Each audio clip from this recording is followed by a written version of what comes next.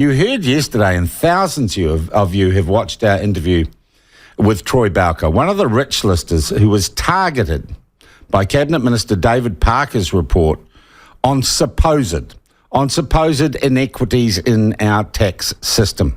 Troy outlined for you how this Labor government, under urgency, under secrecy, passed a law that allowed Inland Revenue, in the interests of research, to probe every part of he and indeed his family's life, basically down to what was in his kids' piggy bank.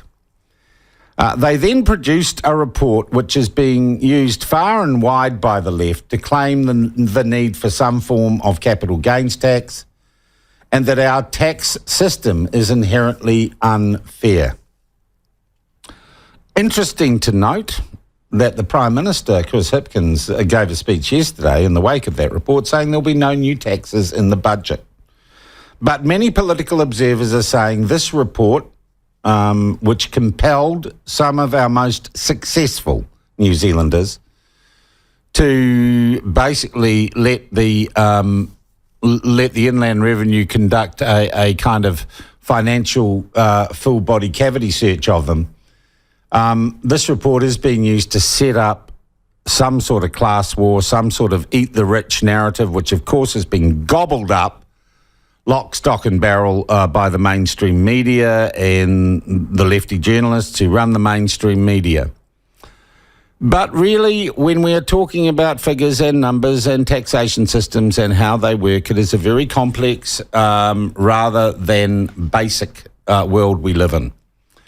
Our next guest is the former Deputy Inland Revenue Commissioner and an expert on tax, currently running his own or involved in his own private tax advisory and consultancy company. His name is Robin Oliver, and he joins us on the line now. Robin, good morning. Welcome to the platform. Thank you for joining us.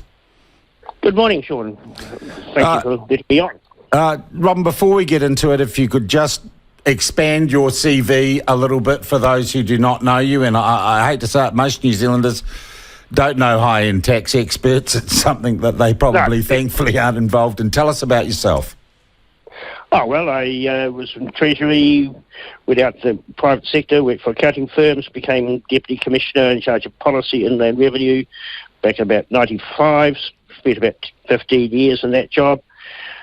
Seen all the tax reviews we've ever had, and since the last 30 years, worked for Douglas and all that sort of stuff, and now I'm basically just a tax advisor. All right.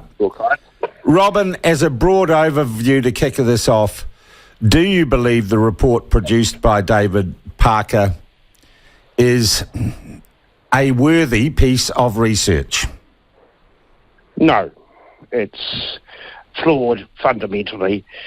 It attempts to show that the rich, if you like, these 311 people, don't pay their fair share of tax. The hard data in there is each of them, each year, pays about $2.5 million in tax to the government. Which is a big number, but is that fair? Is that fair compared to other New Zealanders as a proportion of their income? Well, it's obviously more than other New Zealanders pay. Yeah. They pay their social contribution.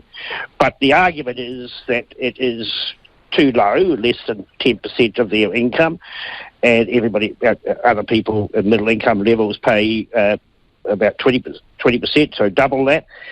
But all of that's based upon the fact that there are shonky numbers here, because over 80%, most of that income that officials calculated is paper gains, unrealised increases in the value of their assets. So those are not real money. It's tied up in the business, the farm, the home, whatever. It's just increases in value, and it's all estimated by officials. And I think the technical term, unrealised capital gain. Unrealised capital gains, which are just guesstimates of officials. All right. Not even those which the people have agreed that is all right. the unrealised. So that, in the strictest sense of the term, is not income. So when we talk about the income tax that these super wealthy pay, in regards to the wider tax system, it's not a valid comparison.